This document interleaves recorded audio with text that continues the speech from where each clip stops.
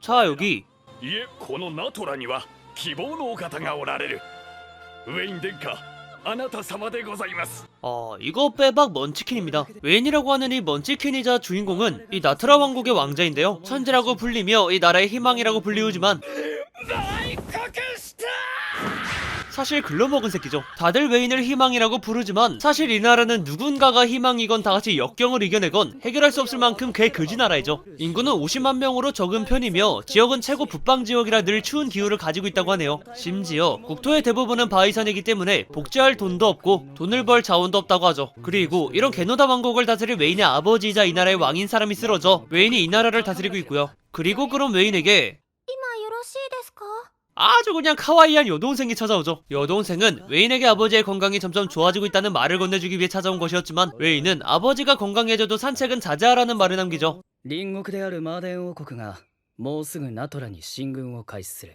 곧 전쟁이 일어날 것이기 때문이에요. 마덴이라는 국가는 원래 웨인이 다스리는 나트라 국가와 국력이 비슷했지만 광산에서 대량의 금을 발견하게 되면서 비약적으로 국력이 상승하게 됐다고 하죠. 하지만 정부의 부패로 민심이 떨어지자 전쟁의 승리라는 성과로 민심을 되찾기 위해 나트라 왕국에 전쟁 선포를 해버린 겁니다. 나트라의 입장에서는 군대를 움직이게 하는 것만으로도 큰 돈이 들기 때문에 軽く人当てしてさっさと講和だな。 최대한 피하는 쪽을 선택하고요. 그렇게 전쟁은 시작되어 전장으로 몸을 옮긴 웨이는 긴장한 병사들의 이름을 욱해 외웠는지는 모르지만 하나씩 불러주며 긴장을 풀어주었고 사기를 채워주었죠. 그렇게 마덴의 진군이 시작되었고 나트라군보다 1000명이나 많은 병사를 가진 마덴군을 막기 위해 나트라군은 자신의 자리를 지켜 존버하기로 해요. 당연히 병사의 수가 많은 마덴군이 이겨야 하는 것이 정상이지만 ちょっと待って、これは 어째서인지 나트라군이 우세를 가져가죠. 사실 마덴군은 뒤지게 멍청하게도 1차원적으로 돌파할 뿐이었지만 나트라군은 4인 1제로 마덴군을 하나씩 제거하고 있었죠. 이것이 가능했던 이유는 가장 강력한 나라인 제국과 협약을 맺어 군사력에 대한 노하우와 전술을 받았기 때문이죠. 이대로 마덴군이 물러났으면 좋겠다만 마덴군은 이에 멈추지 않고 압도적인 수로 나아가기 시작했고 중앙이 비어있다는 것을 눈치챈 우두머리가 그 중앙을 돌격해버리죠. 이 사실을 알고 있는 웨이는 좁은 산길로 도망쳤으며 그대로 마덴군 우두머리에게 쫓기는 신세가 되죠. 하지만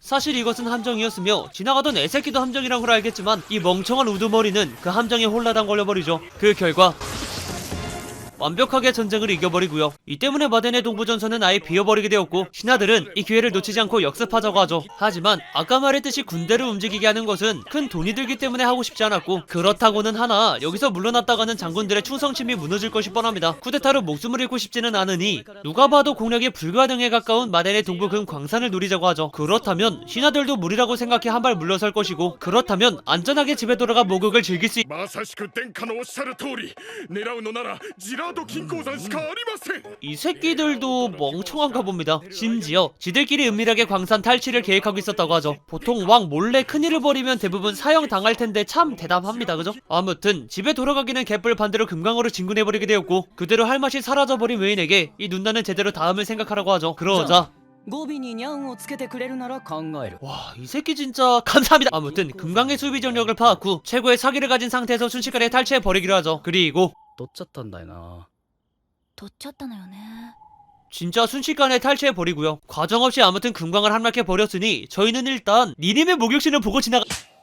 이 빼앗은 금강을 최대한 활용하기로 하죠. 아마 빼앗은 시점에서 한 번 더 마덴과 전쟁을 치러야 하는 것이 당연지사이기 때문이죠. 뭐 그래도 금강을 얻은 거니 한 번에 군사력을 팍팍 오르지 않겠습니까? 그죠? つまりこのジラート金鉱山は枯渇しかけております。 안 그죠? 안 그죠 이러고 있네. 아무튼 이래나 저래나 시원하게 조져버린 웨이는 나라 체면이 깎이던 자기 이미지가 나락을 가던 피해를 최대한 줄이기 위해 철수하려고 하지만 제목에도 쓰여있듯이 그는 천재이기에 마덴과 아슬아슬하게 전쟁을 이어가며 협상으로 금강을 팔아 넘기자는 아이디어가 떠올라버렸고 이것이 가능한 이유는 금강에 금이 없다는 사실을 마덴의 금강인데 마덴이 모르기 때문이죠. 그렇다면 결국 전쟁에 맞서겠다는 것이며 그 시기가 금강을 빼앗긴 마덴은 꼴에 자존심 상한다고 대부분의 군사를 이끌고 금강 탈환을 하기로 하죠. 그렇게 시간은 지나 마덴은 3만이라는 어마무시한 군사를 동원했으며 나트라는 겨우 5,000명으로 3만 명을 막아야 하는 상황이 되어버리죠. 그들이 방어해야 하는 시간은 약 한 달. 이 한 달만 지나면 군사를 유지할 수 없게 되어 마덴이 철수를 해야만 하는 상황이 된다고 하네요. 그리고 그 철수할 때 마치 기회인 것 마냥 협상을 하겠다는 것이고요. 애초에 작전은 나트라가 3만의 군사를 막았을 때에 성립되는 작전이며 그렇게 누가 봐도 무리 같은 전쟁은 시작됩니다. 마덴의 장군은 3시간 안에 해결될 것이라 생각했지만 몇 시간이 지나도 되찾은 광산은 단 하나도 존재하지 않았죠. 그 이유는 광산에 지형이 있었는데요. 아무리 군사가 흘러 넘친다고 한들 광산 병산에 들어서는 길목이 좁아 몇몇의 병사들만 튀어나와 싸움이 이어지는 형식이 되어버리는 것이죠. 그렇다면 뒷길을 새로 개척하여 침입하는 방식이 있지만 이미 지들이 우월하다는 안일함에 빠져있어 뒷길을 개척하지 않았다고 하네요. 그렇게 자신의 뜻대로 되지 않는 장군의 신경을 긁는 전쟁이 사흘이나 지속되었고 화가 치밀어 올랐을 때 나트라의 심장부와 연결되어 있는 하나의 길을 발견하게 되죠. 이미 추하게 이겨도 이긴 거라고 개빡친 장군은 고위 병사와 몇몇의 병사를 그 길로 진입하라고 명령하였으며 俺誘い込まれる 사실 이것조차 함정이었죠. 이렇게 한 번 더 마덴 장군의 신경을 긁어주면 제대로 된 판단을 하지 못해 전쟁은 더욱더 길어질 것을 예상한 웨인의 작전이었죠. 이런 작전을 잘 성공시켰음에도 결국 수에 밀려 1차 방어선을 뚫리게 되었으며 그날 밤 나트라 군사들은 마덴이 자고 있는 틈을 타 텐트에 불을 질러 혼돈을 주었고 마덴의 장군은 나트라 군사가 전군을 이끌고 자신의 목을 칠 것이라 예상해 모든 병사를 자신의 주위로 재배치시켜버리죠. 하지만 岩に丸太これらが転がり落ちる音ナトラ軍の進軍と聞き間違えたのか 이것 또한 함정의 함정이었고요. 그리고 그 함정을 이용해서 얻은 것은 1차 방어선을 다시 쟁탈한 것이죠. 이쯤 되면 적군에게 목을 베이는 것이 아니라 아군에게 목을 베이는 게 정상일 정도로 장군이 뒤지게 무능한데 그 무능함을 인정하듯 그렇게 시간은 흘러 한 달이 거의 다 되어가죠. 그렇다면 아까 말했듯이 협상을 하기 위한 타이밍이 되며 마덴 쪽에서도 사신을 하나 보내게 되죠. 하지만 마덴이 보낸 사신은 자신들에게만 일방적 이득인 방안을 내놓았으며 웨인이 그 말도 안 되는 방안에 대해 거절하자 そこのハイカブリのフラム人は即打ち捨てるべきでしょう 라며 웨인의 보좌관인 니님을 하등 종족이라며 까내리죠. 자신을 까내리는 건 몰라도 자신의 친구이자 보좌관을 욕하는 것이기에 바로 사신의 목을 자르고 싶었지만 이번만큼은 꾹 참으며 마덴의 장군에게 몸 조심하라는 말을 건네죠. 자, 그렇게 한 달이 되어 철수하기 전에 마지막 전쟁을 벌이게 되었고 마덴은 모든 군사를 이용해 총 공격을 하기로 하죠. 그렇게 압도적인 숫자로 마덴의 승리가 확정되는 순간 전에 보냈던 사신에게 긴급 연락이 왔다고 했고 장군은 의심 없이 그 병사를 들이게 되죠. 하지만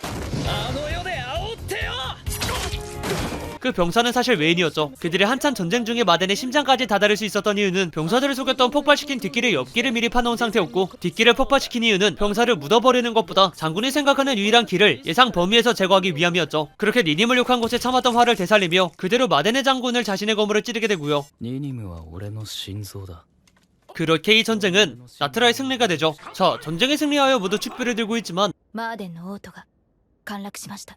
마덴이 멸망해버렸다고 합니다. 기억나실지는 모르겠지만 아까 대부분의 병사를 금강에 보낸다고 했잖아요, 그죠? 그러다 보니 막상 수비 전력이 없어져 바로 왕이 옆 나라의 병사에게 사살당했다고 하죠. 그렇기 때문에 협상으로 있지도 않은 금강을 팔아넘기겠다는 웨인의 야망은 마덴과 같이 개같이 멸망해버리죠. 하지만 そんなウェインにペリントからの報告書。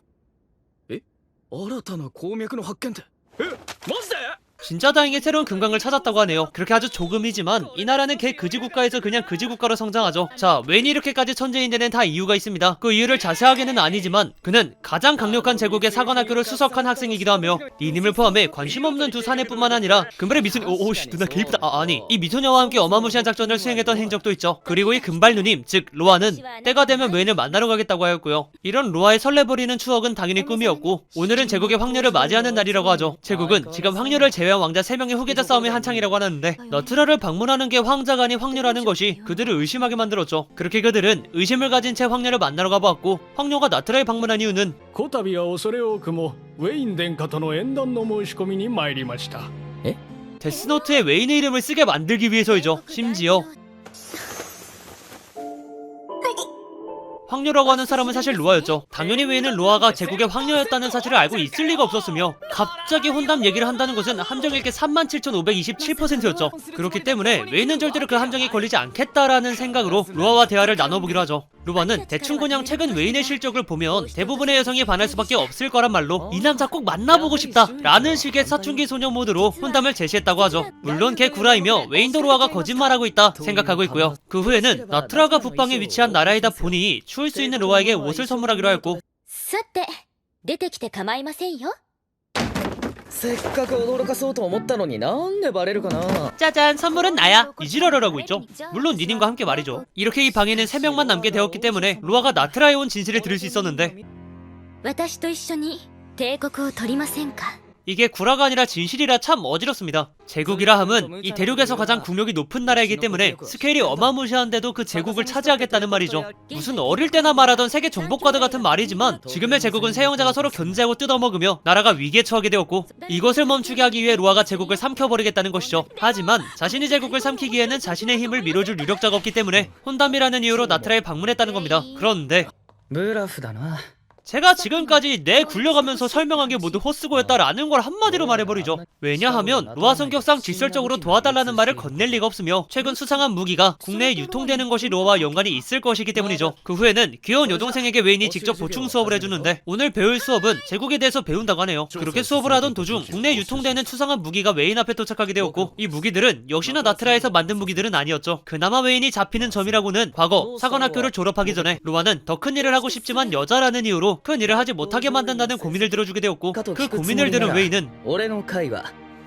戦争を仕掛けろ 그렇습니다. 로아가 직면한 고민은 오직 집안의 고민이 아닌 제국, 아니 그 이상으로 이 대륙에 남아있는 사상과 문화에 대한 문제이기 때문에 전쟁에서 승리해 자신의 사상을 정착시키라는 말이죠. 그 말에 감동을 받은 로아는 도와줄 것인지 물어보았고 やだよ 당연히 나라 팔아먹을 생각하는 놈이 도와줄 리가 없죠. 그러니 일단 한 대 맞아주시고 도움을 받고 싶다면 자신을 로아의 일에 휘말리게 만들려고 합니다. 물론 자신은 절대 휘말리지 않겠지만 말이죠. 자, 이런 과거가 있었기에 결국 로아가 나트라에 온 이유는 자신의 전쟁에 웨인을 휘말리게 하기 위해서였으며 웨인은 그 전쟁에 대해서 얘기할 것이 있는지 로아에게 차를 한잔하기로 하죠. 자, 과연 웨인은 로아가 꾸미는 전쟁에 휘말리게 될 것인지 둘은 차를 마시며 어떤 대화를 나눌지 지금까지 천재 왕자의 적자국가 재생술이었습니다.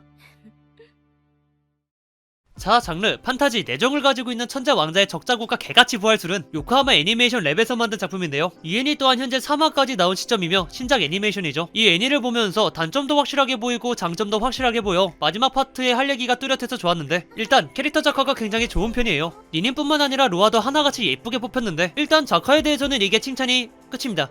예. 그리고 연출로는 저예산으로 만든 애니메이션에 비해 가성비 잘 챙겼다라는 생각이 들더라고요. 전쟁을 다루는 애니메이션이다 보니 전쟁에 대한 연출에 큰 돈이 들 수 있었겠지만 이 모든 연출을 체스말로 퉁치며 제작비 절약하면서 저희를 이해시킬 수 있게 만들었죠. 그리고 단점으로는 이 애니메이션의 단점이라기보단 이 작품의 단점이 보이더라고요. 일단 주인공이 말로는 천재라고 하지만 천재가 아니에요. 살짝 작가 입장에서 주인공을 천재로 만들 능력이 되지 않아 주위 나라 장군들을 씹멍청이로 만들어서 전쟁을 승리하게 만든 느낌이 강하게 들더라고요. 당연히 함정일 게 뻔한데 그걸 다 걸려주고 있으니 질래야 질 수 없는 그런 구도가 계속 이어지던데 제가 봤을 때는 주인공보다 체스말 연출을 떠올린 연출자가 더 천재이지 않나 싶네요. 그래도 뭐 아직 3화까지밖에 나오지 않은 작품이니 앞으로 어떻게 그려낼지 기대해보지 않으면서 저는 이 천재왕자의 적자국가 재생수를 추천해드리며 오늘 리뷰는 여기까지입니다. 영상이 좋았다면 좋아요 한 번만 눌러주시고 이상 F덕이었습니다.